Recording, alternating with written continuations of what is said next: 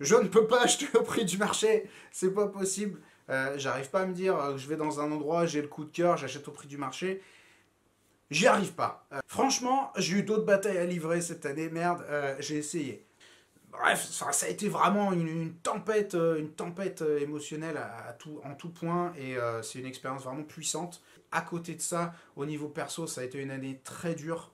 Franchement, j'en ai chié. La chemise fétiche est de sortie. La vidéo va être dramatique. Bienvenue dans le bilan 2021. On est parti. 2021 a vraiment été une année très curieuse. Alors, par moments, il m'a semblé que elle était mais interminable et pourtant aujourd'hui on est le 31 décembre, j'ai l'impression qu'elle s'est terminée en un claquement de doigts. Je ne sais pas ce que vous en pensez, mais j'ai l'impression que plus les années passent et plus cette impression est là. C'est-à-dire que quand je suis dans l'année, j'ai l'impression que le temps parfois ne bouge pas, mais à la fin de l'année, bam, j'ai l'impression qu'elle est passée encore une et encore une. Enfin, bref, j'ai l'impression que le temps passe de plus en plus vite. Donc, il faut se bouger. Dans cette vidéo, ce que je vous propose, c'est de faire ensemble un bilan de cette année 2021. Alors, un bilan complet, hein, le check-up intégral en ce qui me concerne, mais c'est pas juste pour vous partager, pour vous raconter ma vie, vous raconter mes histoires perso, parce que ça, on s'en fout pas mal, mais c'est pour que je vais vous partager clairement les choses que j'ai, à mon avis, pas très bien faites, que j'aurais dû mieux faire, que j'aurais pu mieux faire, pour que vous puissiez en tirer aussi des conclusions. Il y a une citation que j'aime beaucoup utiliser dans mes formations, c'est vous devez apprendre des erreurs des autres car vous ne pourrez vivre assez longtemps pour toutes les faire vous-même. Et c'est vraiment l'esprit dans lequel j'aimerais aborder ensemble, qu'on aborde ensemble ce bilan 2021. C'est parce que je vais vous partager de façon, je vais essayer d'être le plus transparent possible sur les choses qu'à mon avis j'ai bien faites, donc les choses qui sont à garder, et les choses par contre que j'ai mal faites, que j'aurais pu mieux faire, pour que vous, potentiellement, vous ne fassiez pas les mêmes erreurs. Alors clairement, en ce qui me concerne, cette année a été faite de beaucoup de challenges, des challenges pro, des challenges personnels qui m'ont coûté énormément. Et donc je vais partager avec vous toutes ces choses qui ont été un petit peu compliquées, les choses que j'ai apprises, et bien encore une fois pour qu'on puisse en sortir grandi tous ensemble. Alors j'ai pris pour ce faire ma petite feuille, on en est le 31 décembre, hein, j'ai sorti la petite feuille, la feuille objectif 2021 que j'ai détaché du mur, toujours un petit moment un peu solennel quand je détache du mur cette fiche objectif de l'année pour pouvoir passer justement faire ce bilan et passer aux objectifs de l'année suivante. Et en tout cas, je vais prendre avec vous, on va regarder ensemble cette fiche objectif et voir un petit peu ce que j'ai réussi à tenir, ce que je n'ai pas réussi à tenir et également ce qu'on va faire de l'année prochaine. Et j'ai un petit conseil à vous donner, ça c'est un truc que j'ai commencé l'année dernière à faire, c'est un truc très cool. Alors je vous le montre pas en détail parce qu'il y a des trucs un peu perso dedans. Alors, il n'y a pas de photo à poil, hein, mais il y a des trucs, il y a des trucs perso. C'est de faire un petit album de l'année, c'est-à-dire qu'en fait vous allez prendre toutes les photos que vous avez faites dans l'année, vous allez regarder un petit peu par exemple votre agenda rétrospectivement et vous demander un petit peu quels ont été les lieux significatifs ou les rencontres qui ont été aussi significatives. Est-ce qu'il y a des événements dans lesquels vous vous êtes rendu qui ont eu du sens pour vous ou un livre que vous avez lu qui vous a un petit peu chamboulé. C'est intéressant, j'ai fait ce récap-là, j'ai commencé l'année dernière, vraiment en 2020, et je trouve que c'est un super truc parce qu'à la fin de l'exercice, on se dit ah ouais, en fait, j'ai quand même fait pas mal de trucs dans l'année, surtout en 2020 où pas mal de gens ont senti que c'était un petit peu à l'arrêt. Donc c'est un exercice qui est super intéressant, que je vous recommande chaleureusement. N'hésitez pas à le faire et à me dire après dans les commentaires si vous avez trouvé ça justement ou instructif ou vous avez trouvé que c'était une démarche intéressante. Déjà, on va commencer avec la partie qui sans doute, peut-être, je ne sais pas, vous intéresse le plus, qui est la partie immobilière. Donc sur la partie marchand de biens, il y a trois sous-catégories dans ma partie immo. Il y a marchand de biens, locatif et aussi des choses qui sont un peu plus personnel. Sur la partie marchand de biens, nous avons plusieurs projets qui ont été cette année un petit peu retardés à cause des mairies. Je pense notamment à deux projets qui sont sur la même commune où le maire est vraiment très pénible et clairement on nous a mis des bâtons dans les roues. Donc ces deux projets-là, il y en a un qui représente à peu près 400 000 euros de chiffre d'affaires et l'autre qui représente à peu près 700 000 euros de chiffre d'affaires. Ça nous a un petit peu bloqué et retardé dans notre progression. Alors il faut que vous sachiez que nous, on clôture notre exercice à la fin juillet, enfin on clôture notre exercice en juillet de chaque année. Alors je l'avais déjà dit dans une vidéo, on m'avait demandé pourquoi, j'avais expliqué que c'était complètement arbitraire. C'était l'époque à laquelle on avait créé la société et du coup ça s'était fait comme ça, hein. Il n'y a pas un énorme raisonnement super logique derrière. Et par conséquent, nous, on a clôturé l'exercice donc en juillet 2021. Et notre exercice, il a pas été, enfin notre chiffre d'affaires n'a pas été aussi bon sur le papier qu'on l'aurait aimé, mais notamment parce qu'on a deux trois projets qui ont été beaucoup retardés par des communes, et donc ça nous a un petit peu fait baisser le chiffre d'affaires, mais au final, c'est un truc qu'il faut comprendre sur l'activité de marchand de biens, ça n'est jamais qu'un report sur l'année prochaine, puisque les biens restent en stock, ils seront vendus, donc ce qui n'a pas été réalisé sur le chiffre d'affaires de cette année sera forcément réalisé sur le chiffre d'affaires de l'année prochaine. En tout cas, quand on regarde la progression sur le papier, on se dit, ah oui, bah, la progression, elle n'est pas non plus fulgurante, même si, encore une fois, il y a pas mal de biens qui sont en stock. Alors globalement, notre chiffre d'affaires sur cette année, sur 2021, il est resté à peu près le même que sur l'année précédente, que sur 2020, donc c'est pas exceptionnel, mais par contre, sur l'année 2021-2022, notre chiffre d'affaires devrait largement grandir, probablement doubler, donc je pense qu'on sera autour de 2,5-3 millions d'euros de chiffre d'affaires, ce qui commence à être vraiment très honorable, je ne sais pas ce que vous en pensez. Mais en tout cas, au niveau des opérations qu'on a dans les tuyaux, nous on prend un petit peu tout ce qui vient, donc on a de la division de bâti, on a de la division foncière, on a de la division d'appartements, rénovation pas tellement, parce que vous savez que moi je suis pas très fan de rénovation. On a de la division de la découpe de maison, donc on a une grosse maison là qu'on achète et qu'on met en copro, je vous ferai une vidéo sur le sujet une autre fois. Voilà, on a vraiment un petit peu de tout, et toujours voilà, plus ou moins 3 quarts d'heure autour de l'agglomération lyonnaise. Alors cette année, dans ma petite fiche objectif, j'avais une partie objectif pour la société de marchand de biens, bien sûr. Eh bien, je m'étais dit que ce que je voulais faire, notamment, c'était de développer le réseau pour notre société de marchand de biens. C'était un petit peu la tâche, la mission que je m'étais assignée. Et là, je dois avouer franchement que j'estime avoir échoué, parce que n'a pas réussi à développer un énorme réseau. Alors oui, on a réussi à développer dans l'année qui vient de passer 2-3 partenariats avec des agents IMO qui sont vraiment top et qui jouent le jeu, donc ça c'est très cool. Par contre, j'en suis toujours pas arrivé à cette situation où on est sûr que les dossiers arrivent en récurrent, etc. et qu'on peut voilà, se reposer un petit peu. Il faut encore qu'on aille un petit peu en prospection, parce que pour l'instant cette machine, elle n'est pas encore tout à fait lancée, elle n'est pas encore tout à fait rodée. Et là je commence à me rendre compte aussi que peut-être en ce qui me concerne, il y a peut-être une limitation, c'est peut-être pas forcément le domaine dans lequel j'excelle, créer du réseau. Moi, je me suis toujours dit que j'étais quelqu'un de plutôt sociable, on va dire, hein, n'est-ce pas? Mais voilà, je constate que bah, ça fonctionne pas, ou en tout cas pas aussi vite et pas aussi bien que j'aimerais que ça fonctionne. Et donc, je commence à me poser des questions. Est-ce qu'il ne faut pas faire rentrer une autre personne qui va, elle, amener du réseau? Ou est-ce qu'il ne faut pas s'appuyer sur des personnes qui, elles, en ont? Je ne sais pas, tout ça est en réflexion. Toujours est-il que lorsque je regarde ma fiche bilan, enfin ma fiche objectif, je me dis, bah, ça, c'est un objectif que je n'ai pas tout à fait bien réussi à tenir. Maintenant, sur la partie locatif, mon objectif pour 2021, c'était de lever 500 000 euros de dette bancaire sur de l'investissement locatif. Alors, j'ai acheté deux biens. J'ai acheté deux biens cette année, deux biens qui sont à Lyon. Il y en a un que vous connaissez très bien, puisqu'il s'agit de la maison sur laquelle je fais un projet de A à Z. Si vous ne connaissez pas ce projet, ben, je vais vous le mettre. Je vous mettrai le lien dans la description. Mais en tout cas, le projet IMO dont vous êtes le héros, où vous pouvez suivre toutes les étapes justement de cette opération, ça, c'est un bien que j'ai choisi de garder en investissement locatif, puisque bah, voilà, nous, notre chiffre d'affaires pour l'entreprise de marchand, il était réalisé, et que ça, c'était un bien que j'avais envie de garder pour une stratégie patrimoniale, tout simplement.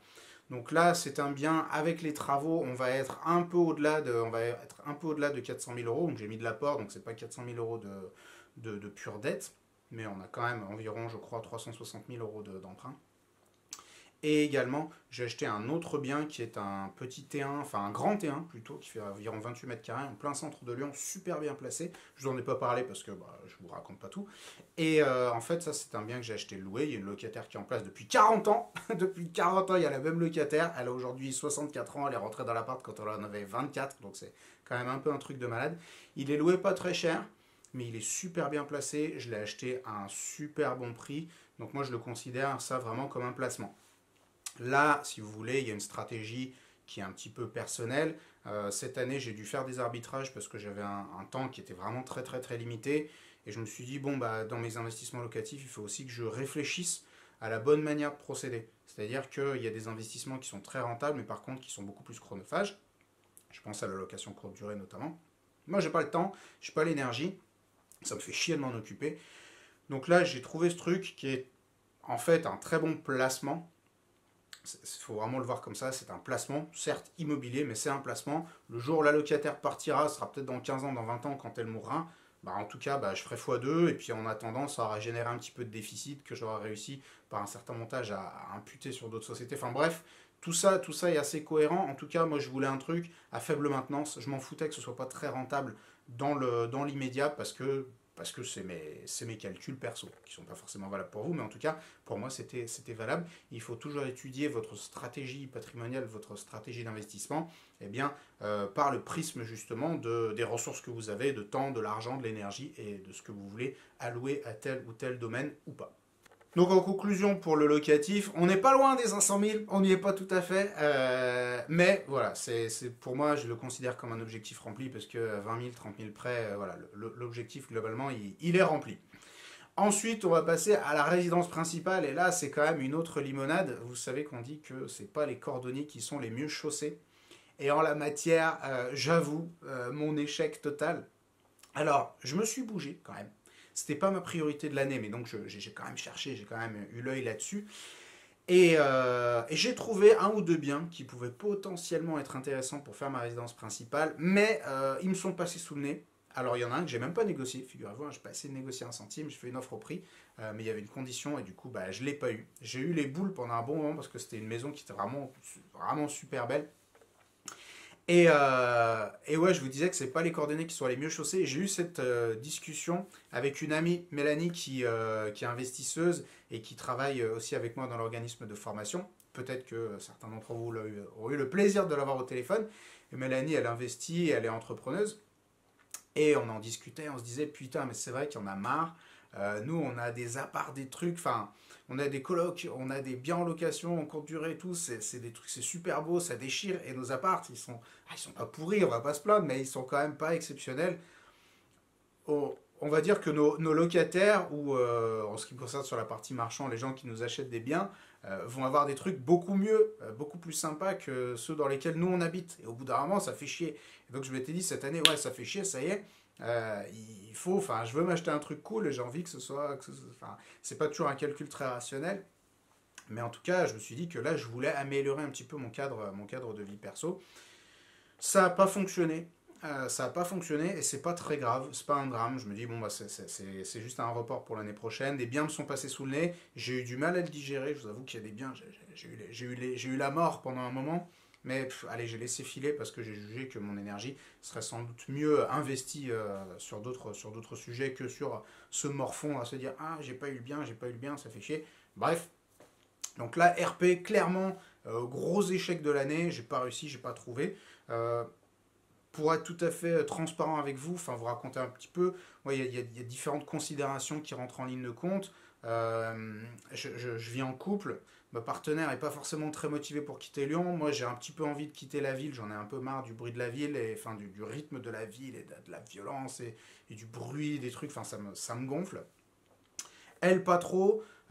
Donc il y a ça. Bref, je me pose des questions aussi sur l'activité professionnelle. Est-ce que je mets des trucs dans ma maison? Est-ce que je mets pas de trucs dans ma maison? Bref, il y a tout plein de questions qui rentrent en ligne de compte. En plus, clairement, le gros problème, c'est que moi j'ai une déformation professionnelle. Ma déformation professionnelle fait que je ne peux pas acheter au prix du marché. C'est pas possible. J'arrive pas à me dire que je vais dans un endroit, j'ai le coup de cœur, j'achète au prix du marché. J'y arrive pas, ça fait chier.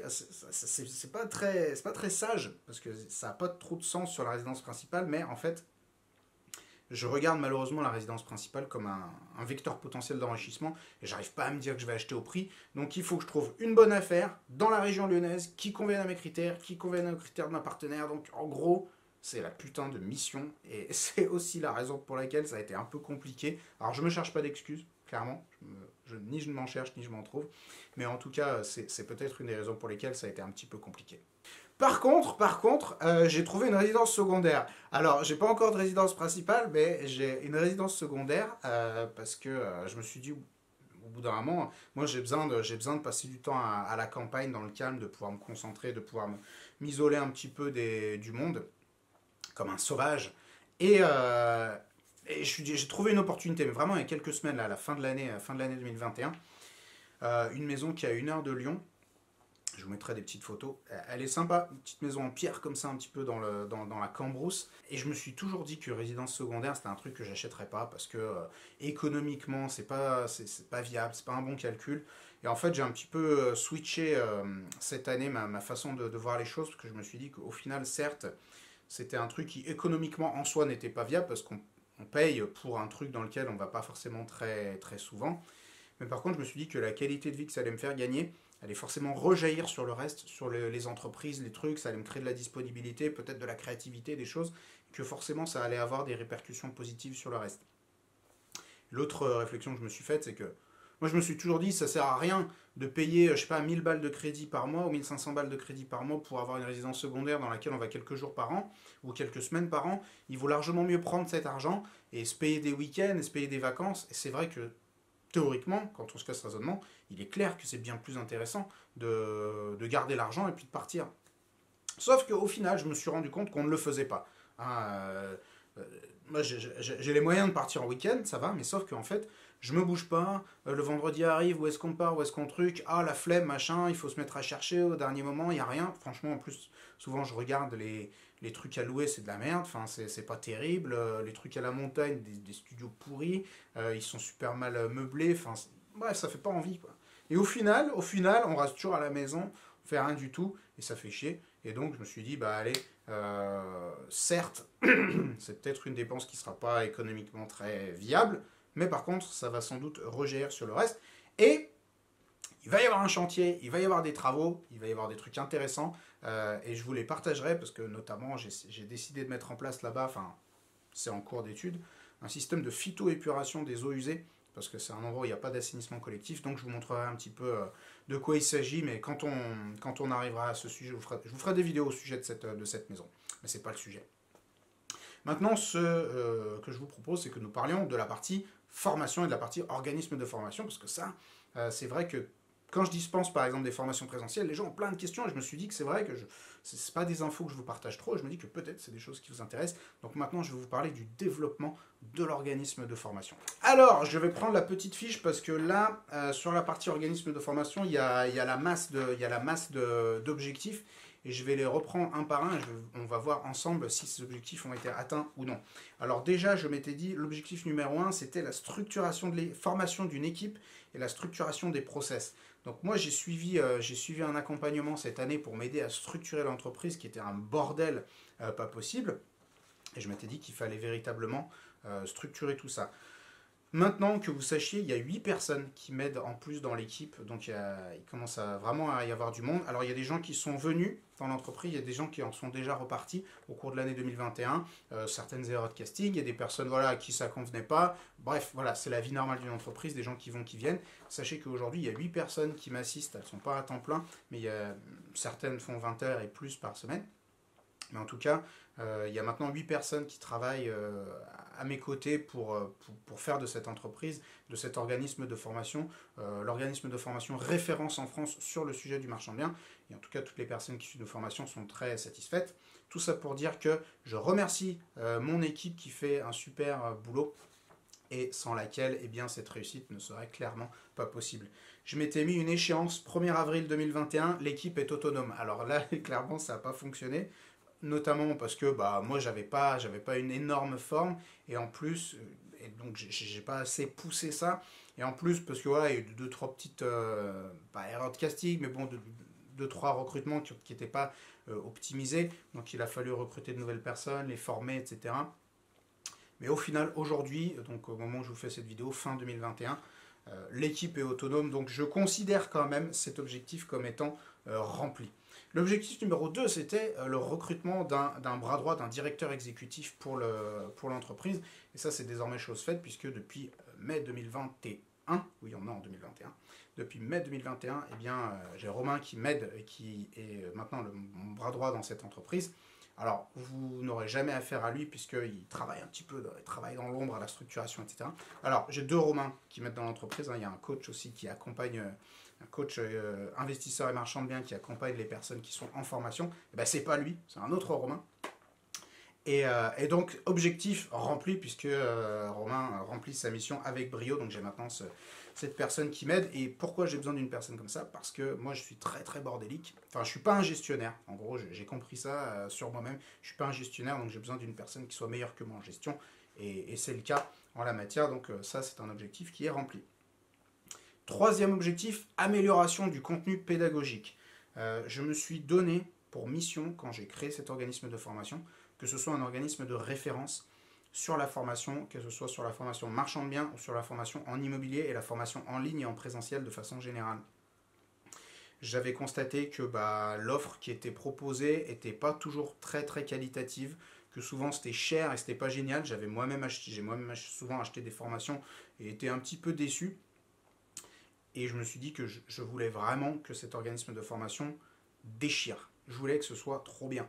Et on a vraiment mis de gros, gros efforts pour améliorer les contenus, que ce soit les contenus en ligne ou les contenus en présentiel, les supports qu'on distribuait, etc. Donc, pour moi, et les gens nous le disent bien, c'est-à-dire qu'on a des retours, beaucoup, beaucoup de retours qui sont très, très positifs sur les contenus pédagogiques qu'on fournit. Et donc, pour moi, cet objectif, il est rempli. Le quatrième objectif, c'était d'amorcer la dépersonnalisation de l'entreprise et de commencer à faire en sorte que cette entreprise puisse tourner sans moi. Et j'ai lu un bouquin il y a très longtemps, qui est un excellent livre que je vous recommande, qui s'appelle The E-Myth, I comme un E et Myth comme un mythe, qui s'appelle Le mythe de l'entrepreneur. Il a été traduit en français. Et l'auteur s'appelle Michael Gerber, et qui m'a un petit peu retourné le cerveau sur le sujet de l'entrepreneuriat et autres, parce qu'il dit si votre entreprise elle ne peut pas tourner sans vous, en fait, vous n'avez pas une entreprise, vous avez un job. C'est vraiment c'est vraiment une réflexion qui m'a fait cogiter. Et je me suis dit, en la matière, sur la partie formation, c'était moi qui faisais tout. Et en fait, j'étais un peu comme un artisan qui fait sa tambouille, voilà, qui fait sa popote, et je suis là à tout faire. Et si je m'arrête de faire, eh ben, tout s'effondre, il n'y a plus rien. Donc l'idée, c'était de créer cette entreprise, créer une entité qui puisse vivre sans moi, avec une équipe qui soit formée, des process qui soient en place, quelque chose de très structuré, et qui puisse fonctionner sans Yoni le marchand bien, entre guillemets. Et donc ça, c'est pas finalisé, mais en tout cas, l'objectif, c'était amorcer la dépersonnalisation du business. Et donc ça, je considère que c'est chose faite, et c'est pas mal.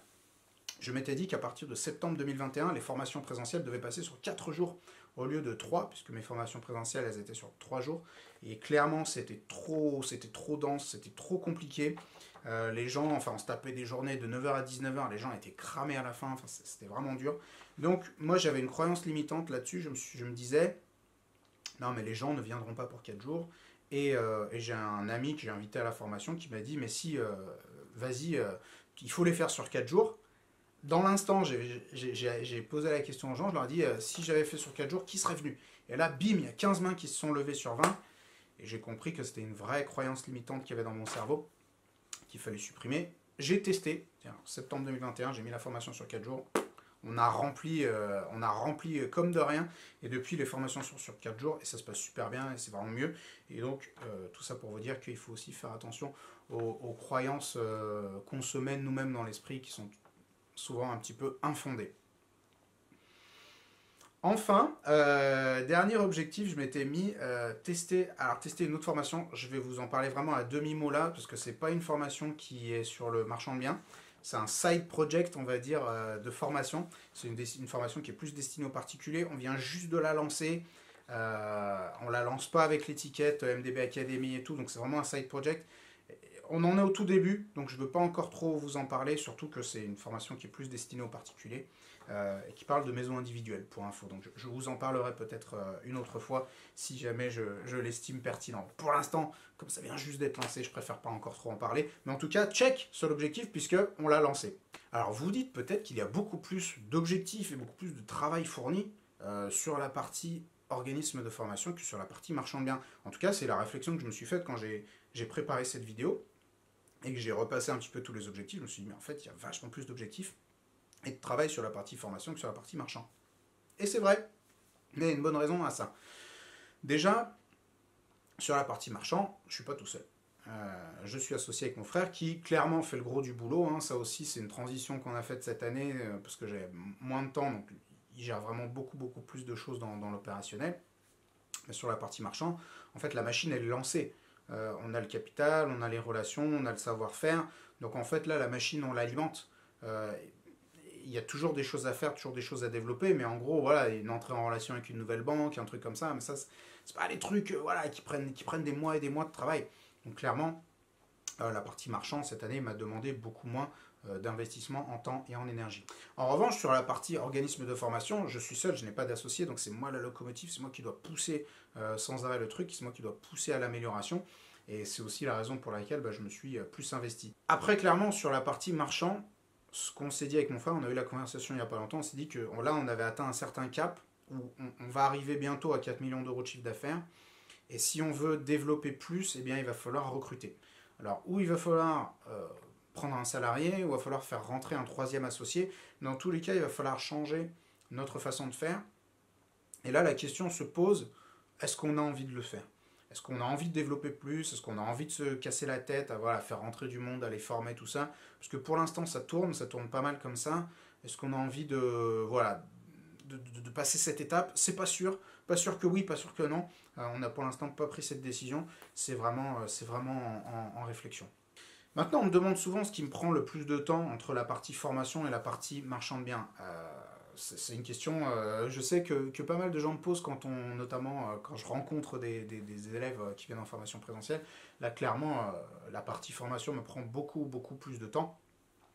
Aussi parce que je suis en train de créer, moi j'ai pris le parti de créer une vraie grosse entreprise, et aussi encore une fois parce que je suis seul dans cette partie-là. Donc c'est sûr que la partie formation me prend plus de temps, mais la partie marchand elle est lancée, il n'y a plus trop de challenge, on est vraiment sur une partie maintenant, une phase de plus de gestion, et c'est la phase qui m'intéresse un peu moins, tandis que sur la partie formation, on est encore beaucoup sur une phase de création, donc c'est là aussi où moi j'estime avoir une valeur ajoutée plus importante, c'est là aussi où je mets un petit peu plus de temps.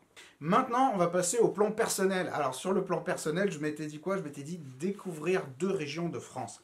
Il faut que vous sachiez que j'aime beaucoup la France. L'histoire de France, les régions de France me passionnent pas mal. Et j'estime qu'on la connaît peu et qu'on la connaît pas assez. Et on va souvent chercher à l'autre bout du monde des trucs, d'aller visiter des... Enfin, le monde est très beau, il y a plein de choses à voir, hein, bien sûr, j'aime beaucoup voyager. Je me dis que c'est quand même un petit peu bête de prendre l'avion pour aller à 7000-8000 km, alors que pas très loin de chez soi, on peut avoir parfois des trésors insoupçonnés. Et je me suis mis voilà, comme mission maintenant chaque année de découvrir au moins 1 ou 2 nouvelles régions de France, des régions que je ne connaissais pas. Et là, gros check, puisque j'ai pu réussir cette année malgré les confinements, les restrictions, les bazars, les trucs comme ça. Alors, région numéro 1 que j'ai découverte, c'était une partie de l'Hérault, un peu l'arrière-pays, à 60 km de Béziers, notamment toute une région où il y a un truc qui s'appelle les Gorges d'Éric, avec un H, pas comme Eric une personne. C'est trop beau, j'essaierai de vous mettre 2-3 petites photos, vidéos, des trucs comme ça. C'est vraiment super, c'est une super belle région, j'ai adoré, c'était très très cool, j'ai passé plusieurs jours là-bas, c'était vraiment génial, je vous le recommande très chaleureusement. J'ai eu aussi, alors ça c'était en janvier 2021, donc c'était vraiment il y a un bail, j'ai découvert une partie des Pyrénées, donc plus les Pyrénées Atlantiques, voilà, plus la partie ouest des Pyrénées, et également les Landes, toute la région de Bordeaux, Saint-Émilion, etc. Donc Bordeaux je ne connaissais pas du tout, très belle ville que je vous recommande également, et tout le pays autour de Bordeaux, oui, toute la région de Saint-Émilion, etc. C'est très très beau, le village de Saint-Émilion lui-même est vraiment magnifique. Donc c'est une région que je vous recommande chaleureusement. Donc gros check sur la découverte des 2 régions de France, parce que j'en ai découvert 3 au final. Je m'étais dit aussi que je voulais découvrir un nouveau pays. Alors bon, ça a été un peu compliqué de voyager cette année. J'ai quand même découvert un petit peu l'Espagne. L'Espagne, je ne connaissais pas très très bien. J'ai eu l'occasion d'y aller 2 ou 3 fois dans l'année pour diverses raisons. Mais en tout cas, j'ai eu l'occasion de découvrir un petit peu mieux l'Espagne, notamment Madrid, qui est une ville très très cool et que je vous recommande aussi chaleureusement pour un petit, je sais pas, city trip, un petit week-end. C'est une ville qui vraiment fait l'affaire. La bonne bouffe, bonne ambiance, les gens étaient très cool. C'est une ville qui est très propre. Moi, c'était super agréable et je vous recommande très chaleureusement. Madrid. Alors je m'étais noté aussi, c'est la partie un petit peu comique, tragique-comique. Il faut que vous sachiez qu'en juin, alors c'était quand? Putain, c'était l'année du confinement. En juin 2020, j'ai arrêté de fumer. Alors je fumais avant, je sais pas, entre 10 et 15 cigarettes par jour. Et j'ai arrêté, et j'ai pris une dizaine de kilos. Si vous regardez des vidéos d'il y a 2 ans de la chaîne YouTube, vous allez voir que j'étais beaucoup plus mince que maintenant. Et je m'étais dit, ah putain, c'est quand même pas possible d'être un gros comme ça, machin. Il faut perdre du poids. Et du coup, je me suis mis des objectifs. Je me suis mis des objectifs. 1er avril 2021, donc avoir perdu 3 kilos et donc faire 76. 1er juillet, faire 73 et 1er octobre, faire 70 kilos. Alors que vous sachiez, j'en fais 80. Donc du coup, il y a 10 kilos de delta là qui n'ont pas été perdus, donc ça c'est pas très bien. Franchement, j'ai eu d'autres batailles à livrer cette année, merde, j'ai essayé. Franchement, j'ai essayé, j'ai fait de la course, des trucs, machin.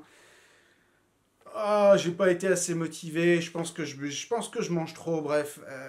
Et puis là, fin d'année, on a été assez généreux avec tout ce qui est boisson, nourriture et tout, donc là, gros fail. J'ai commencé à faire du crossfit en octobre et ça a commencé à porter ses fruits, j'ai perdu 3-4 kilos, et c'est plutôt cool comme sport, ça défoule, enfin c'est un truc un peu intense et c'est pas mal. Mais je dois avouer, franchement, putain, le sport c'est quand même pas ma passion. Je préfère largement les pâtes et le pinard. Mais je vais essayer de continuer à être raisonnable et l'année prochaine me fixer un objectif aussi quand même de retrouver une ligne un petit peu plus agréable, que je ne sois pas obligé de détourner le regard comme ça quand je vois ma silhouette dans le miroir, ce sera déjà une bonne chose. Donc là, epic fail sur l'objectif de perte de poids puisque j'ai lamentablement échoué. Ensuite, je m'étais dit que je voulais faire un truc qu'on appelle les constellations familiales. Alors ça, c'est un psy qui me l'a recommandé. Les constellations familiales, je vous laisserai aller regarder le sujet si ça vous intéresse, mais c'est une espèce de mise en scène dans laquelle il y a des personnes qui, alors je schématise parce que je ne suis pas spécialiste, mais qui représentent en fait des personnes de votre famille et vous avez des espèces de dialogues avec eux et c'est censé amener des trucs un petit peu cathartiques comme ça. Je ne me suis pas résolu à le faire, j'ai pas réussi à me pousser à le faire, sans doute parce que j'ai jugé que c'était pas suffisamment important dans cette année pour moi. Mais en tout cas, c'est un objectif que je conserve puisque bah, on a tous des casseroles, des trucs à traîner, des trucs qu'on traîne, etc. Et moi, je sais que c'est des choses voilà, qui m'handicapent un peu et qui me ralentissent. Donc, je fais un travail là-dessus, du suivi psy, des choses comme ça. Mais je suis toujours aussi preneur de nouveaux outils qui vont me permettre d'avancer un petit peu plus vite ou d'aller un petit peu plus loin. Ça, les constellations familiales, c'est une chose dont on m'a dit que ça pourrait m'aider. Donc, je le garde en réserve peut-être pour 2022. En tout cas, c'est quelque chose, là, encore une fois, fail sur cet objectif 2021 puisque je ne l'ai pas fait. Ensuite, objectif, c'était d'apprendre la communication non violente. Alors, je ne sais pas si vous connaissez le concept de la communication non violente. J'ai acheté ce bouquin qui s'appelle « Les mots sont des fenêtres ou bien ce sont des murs » d'un monsieur qui s'appelle Marshall Rosenberg, enfin qui s'appelait puisqu'il est mort il y a quelques années maintenant. Il y a plein de conférences de lui qui sont très très intéressantes. Il a développé une méthode qui s'appelle la communication non violente. Et déjà, on va dire toute sa méthode commence par une sensibilisation au fait que la communication qu'on utilise entre personnes, souvent verbale ou non verbale, elle est vraiment pleine d'agression et de violence. Donc lui, justement, il encourage à une prise de conscience par rapport à ça et à trouver une méthode alternative justement de communication. C'est extrêmement passionnant. Par contre, c'est très compliqué. Enfin, c'est très compliqué. Le livre se lit facile, il n'y a pas de problème. Les conférences s'écoutent facile. Mais par contre, ce qui est compliqué, c'est d'adopter justement cette méthodologie puisque nos habitudes sont tellement ancrées et on a tellement l'habitude voilà, de s'agresser en fait verbalement les uns les autres que c'est très très compliqué de se détacher de ses habitudes et d'adopter de nouveaux modes de fonctionnement au niveau communication. Donc là, c'est un fail partiel, ou en tout cas une réussite partielle, puisque j'ai lu le bouquin, j'ai regardé les conférences, j'estime avoir appris un petit peu de choses sur la communication non violente, mais je suis très très loin de l'avoir maîtrisé. Je pense que pour la maîtriser, ça prend des années. Donc c'est sûr que le bouquin, je vais le relire et je vais essayer d'adopter de plus en plus cette méthodologie pour être un individu aussi plus agréable pour mon environnement, pour les personnes qui me fréquentent. Je m'étais aussi mis comme objectif perso de trouver une résidence principale. Donc là, gros fail, on en a déjà parlé, donc je ne reviens pas dessus. Donc résidence principale, échec total de cet objectif en 2021. Je ne suis pas sûr de le reporter à 2022 puisque j'ai d'autres projets dont je vous parlerai à la fin de la vidéo. Autre objectif que je m'étais fixé, c'était une méditation quotidienne. Parce que, si vous le savez, moi je suis un esprit assez agité. Cet esprit agité fait que je suis toujours en train de penser à 50 millions de trucs en même temps. J'ai des troubles du sommeil, je ne suis pas quelqu'un de serein. Et donc, je m'étais dit que faire une petite méditation quotidienne, ce serait quelque chose qui pourrait voilà, me poser un petit peu et m'aider à être mieux focalisé, en tout cas à ne pas partir dans tous les sens. je pars tellement dans tous les sens que j'ai pas réussi à faire la méditation quotidienne.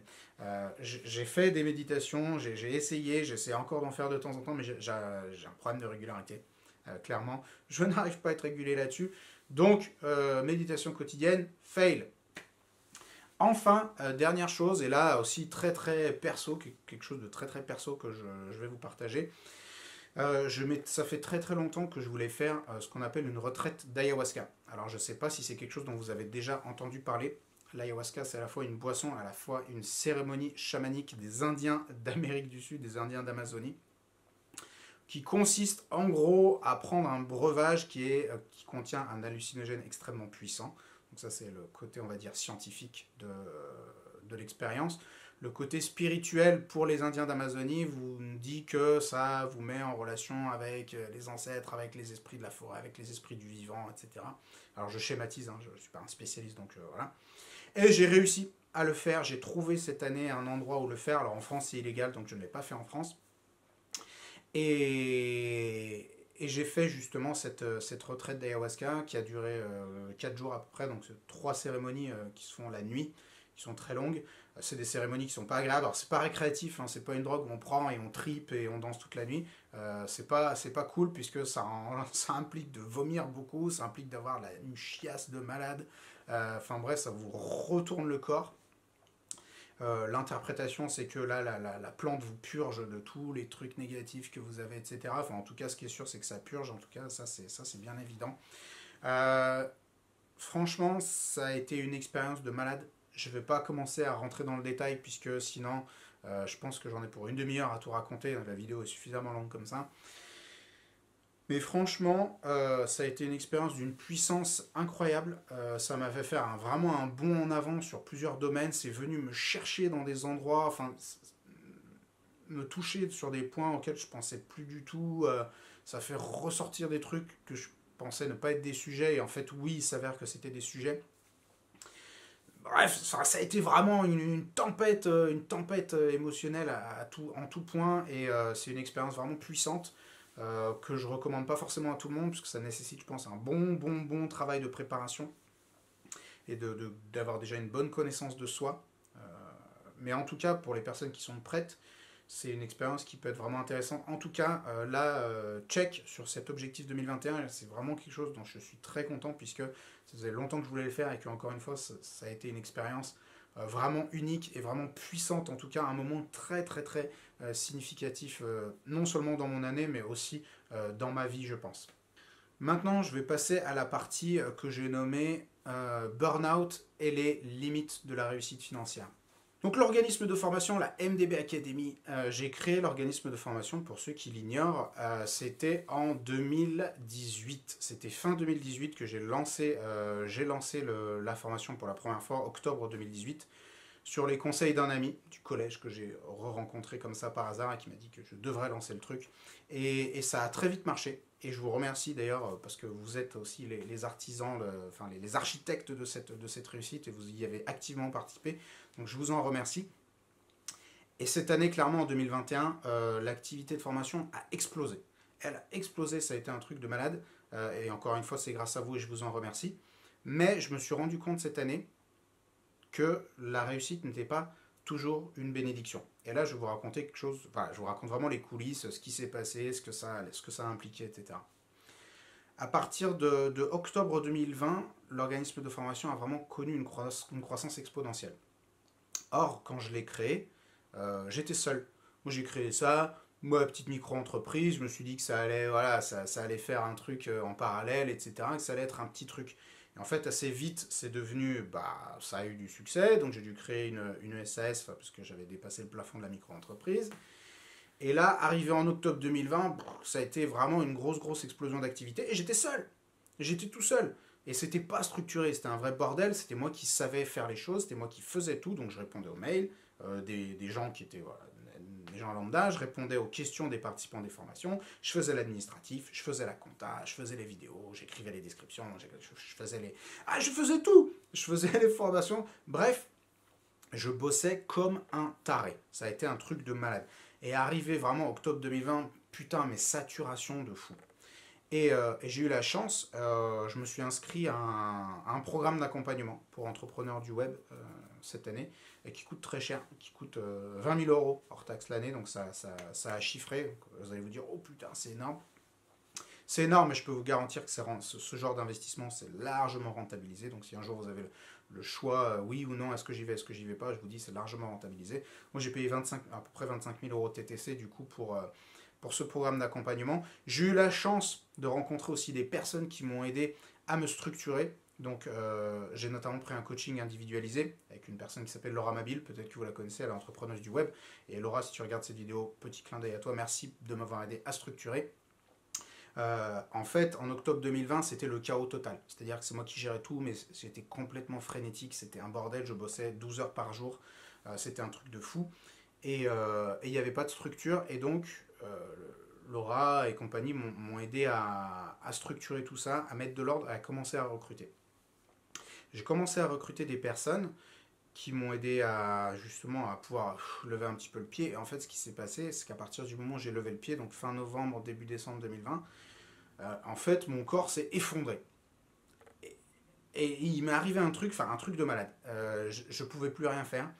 J'ai eu des jours entiers où j'étais en mode plaid, en PLS, en train de regarder Netflix, et je pouvais rien faire.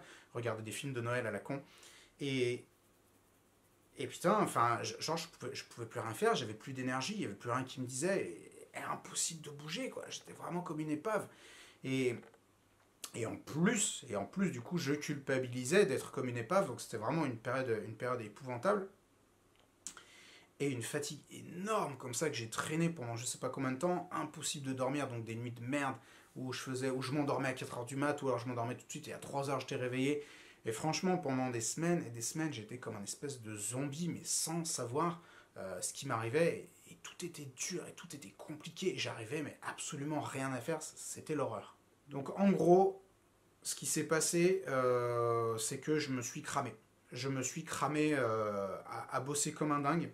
Parce que le raisonnement que je me suis fait, c'est la réussite vient par vague dans la vie. Et quand vous avez une vague, bah, c'est comme au surf. C'est pas le moment de se reposer, c'est le moment de nager, il faut attraper la vague. Et en fait, quand j'ai vu la réussite potentielle de l'organisme de formation, je me suis dit, bah, il y a un truc de malade à faire. Et j'ai nagé. Et en fait, je me suis cramé.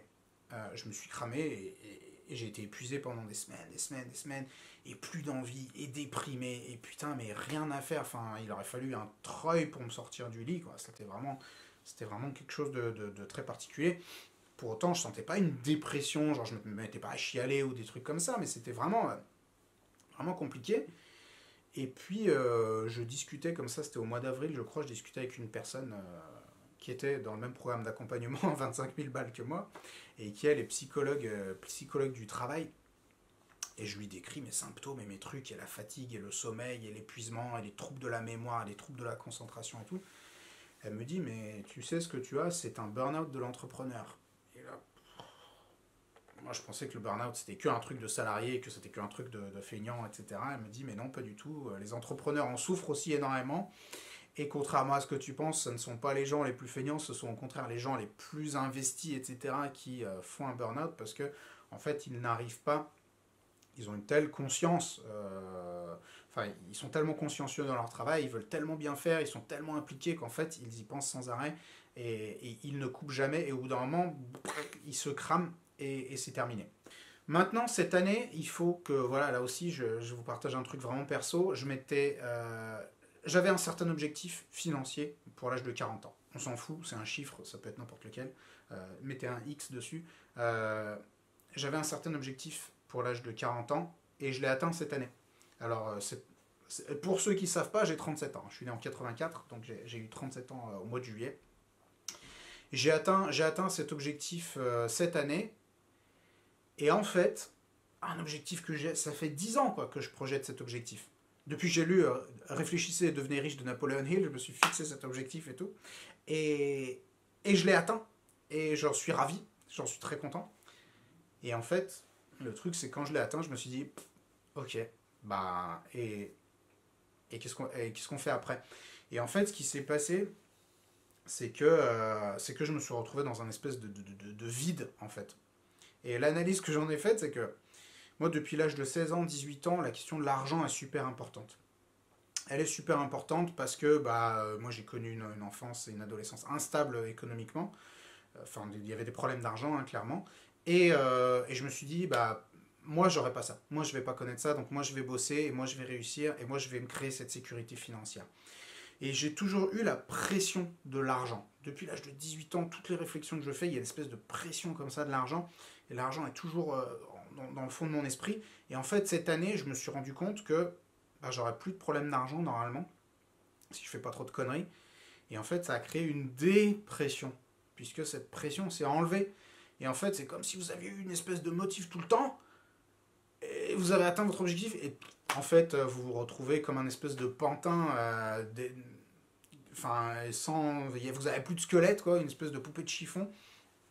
Et je me suis un peu renseigné sur le sujet, j'ai vu que c'était quelque chose que les sportifs aussi de haut niveau pouvaient rencontrer quand ils avaient une médaille d'or ou un truc, ou qu'ils avaient gagné un titre. Et ben après, ils avaient un espèce d'effondrement de motivation, puisque en fait, ça y est, ils avaient atteint le truc, mais en fait, quand tu as atteint le haut de la montagne, tu te rends compte que ok, il n'y a pas de. Enfin, quoi, ça t'a pas forcément rendu plus heureux ou quoi. Et surtout, qu'est-ce qu'on fait après. Donc cette année, c'est l'année où j'ai commencé à me poser vraiment des questions sur les limites que l'argent peut amener en termes de satisfaction. Alors c'est très bien d'en avoir, je vous garantis qu'on est mieux avec que sans, mais il y a aussi il y a aussi des limites. Clairement, pour vous donner un exemple, cette année, on m'a proposé un projet, de m'investir dans un projet professionnel qui pouvait m'apporter en gros un chèque d'entre 10 et 15 millions d'euros d'ici quelques années. Euh, voilà, schématiquement. Et en fait, le projet m'a pas fait rêver, quoi. C'est-à-dire que j'ai regardé le truc, j'ai dit ouais, ok, moi en fait ça m'intéresse pas. Et maintenant, tu peux prendre la somme que j'ai dans le compte en banque, me proposer d'y rajouter un zéro. Si c'est pour faire un truc qui me fait chier, en fait non, quoi. Ça va pas m'intéresser. Et donc maintenant, je suis vraiment dans cette croisée des chemins, cette réflexion, ce moment de réflexion, je me dis, en fait, qu'est-ce que j'ai envie de faire de ma vie, dans quoi je suis bon, etc. Et dans quoi j'ai envie maintenant d'investir mon temps, mon argent, mon énergie, et aussi mes capacités. Donc là, c'est un vrai sujet, une vraie réflexion dans laquelle je suis actuellement, et à laquelle j'ai pas encore tout à fait trouvé réponse. Je pense que je commence à m'orienter Enfin, je commence à comprendre plusieurs choses. C'est que, je suis pas un gestionnaire, donc moi, j'ai pas de plus-value dans la gestion d'entreprise. Par contre, j'ai de la plus-value dans la création d'entreprise, parce que j'arrive à être une très bonne locomotive, à pousser des trucs, à pousser des projets. J'arrive aussi bien à motiver les gens. Je me rends compte, il y a plein de gens qui me renvoient ça, enfin qui me le disent en tout cas. Ils me disent j'ai écouté ton truc, ça m'a motivé, ça m'a donné envie d'avancer. Et donc je me dis que sans doute, voilà, je suis plus le réacteur, le sprinter qui pousse le truc, puis après, vite, récupérer le projet, parce que moi, je vais pas réussir à le tenir longtemps. Et donc, sans doute, je m'oriente vers quelque chose comme ça, c'est-à-dire plus accompagner des jeunes entrepreneurs, faire de la création d'entreprise, et après, hop, mettre des gens qui vont gérer, puisque j'ai l'impression que c'est là où j'ai une vraie plus-value. Et après, au niveau perso, je pense qu'il y a encore beaucoup de réflexions à avoir. Alors 2021, ça a été une année clairement de gros bouleversements. Ça a été une année de réussite, de grosses réussites professionnelles, puisque et sur l'IMO, et sur la formation, bref, partout où je me suis impliqué, presque partout, j'ai eu des échecs, mais presque partout où je me suis impliqué, ça a vraiment bien réussi. À côté de ça, au niveau perso, ça a été une année très dure. Franchement, j'en ai chié. J'ai eu des troubles du sommeil toute l'année, j'ai été mal, j'étais en mode épave, j'étais en mode burn-out, j'étais au fond du trou. Enfin, voilà, ça a été vraiment très très très mitigé. Ça a été une année de contraste et une année vraiment compliquée. Il faut savoir que le truc perso, enfin voilà, la problématique personnelle, elle est jamais isolée, puisque forcément, les troubles que vous avez ou les réussites que vous avez sur le domaine personnel vont créer un espèce de cycle énergétique qui va forcément rejaillir sur aussi votre activité professionnelle. Donc quand ça va bien sur le perso, ça peut aussi avoir des répercussions positives sur votre domaine professionnel et inversement. Donc cette année 2021, elle aura vraiment été une année de bouleversement, et en tout cas une année assez mitigée. 2022, ça va être une année pour moi de regroupement. Où là je vais dire, ok, j'ai atteint ça dans la vie maintenant. Qu'est-ce que je fais? Et clairement, j'ai dit ça à ma copine, elle m'a pris pour un barjot quand je lui ai dit ça. Je lui ai dit, je vais planifier ma prochaine décennie, c'est-à-dire je vais réfléchir à ce que je veux faire des 10 prochaines années. Voilà, alors, je n'ai pas 40 ans, mais j'en approche. Et à quoi je veux que la prochaine décennie ressemble. Et clairement, pour moi, cette année 2022, ça va être une année d'introspection, une année de réflexion sur tous ces sujets et où est-ce que je veux justement mettre toute mon énergie et mettre mes capacités. Je me suis promis de ne pas m'engager dans 10 projets titanesques en 2022 parce que c'est un peu mon problème, c'est que je dis oui à tout quand on me propose des projets. Ah vas-y, il faut s'investir, ah il y a un nouveau truc, oui vas-y, je saute sur l'occasion. Et je me suis promis justement de ne pas me lancer dans des trucs pharaoniques et titanesques cette année, parce qu'il faut vraiment que je me laisse cette année le temps de la réflexion. Et pour ce faire, j'ai une annonce, c'est la première fois que je vais l'annoncer officiellement, et pour ce faire, j'ai décidé de partir en voyage. Donc le 23 mars 2022, je me casse. J'ai déjà les billets d'avion, j'ai décidé de partir en Amérique du Nord, c'est un voyage que je veux faire depuis très très longtemps, et on part pour au moins 6 mois. Donc on voulait faire au moins 6 mois aux États-Unis, mais pour des histoires de visa, de trucs comme ça que je vous raconte pas, ça va pas être possible. Du coup, on va faire États-Unis, Canada et peut-être autre chose. Mais on veut partir au moins pour 6 mois. Donc c'est la première fois que j'en parle publiquement. Mes proches le savent, mais c'est la première fois que je l'annonce en tout cas sur la chaîne YouTube. Donc c'est quelque chose d'assez particulier que je voulais vous partager. Et je vais aussi vous poser une question, donc restez bien jusqu'au bout. Mais en tout cas, on a décidé de partir puisque je me suis dit que, c'était une destination que je voulais voir depuis longtemps, puis je voulais pas la voir comme ça en diagonale en quelques semaines, donc on va prendre le temps de voyager. Et aussi cette expérience de détachement, je l'espère, va me permettre de pouvoir réfléchir bien comme il faut. Et la question justement que je me suis posée, et à laquelle j'ai pas trouvé réponse, et c'est pour ça que je vais vous la poser à vous, parce que je veux votre avis, ça m'intéresse de savoir ce que vous en pensez. Je me demande si je vous partage un petit peu mon expérience de voyage.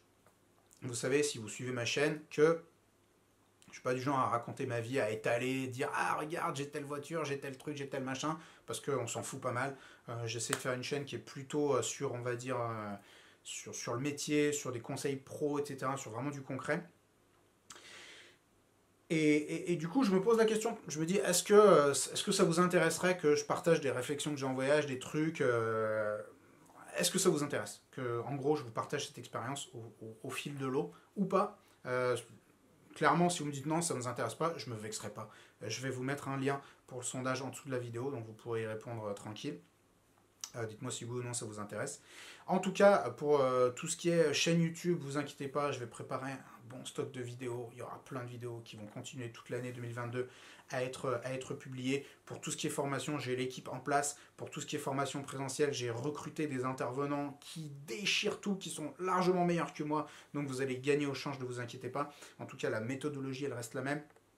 C'en est terminé pour ce bilan de l'année 2021. J'espère que cette vidéo vous aura plu. J'ai pas mal parlé. Je vous remercie d'avoir regardé au bout. Si vous faites partie de la minorité qui a regardé la vidéo jusqu'au bout, je vous remercie et je vous paye mon like. N'hésitez pas à payer votre like en retour, à vous abonner à la chaîne si vous n'êtes pas encore abonné. Et je vous invite à me suivre en 2022 pour de nouvelles aventures personnelles, immobilières, financières et entrepreneuriales. Je vous dis à la prochaine.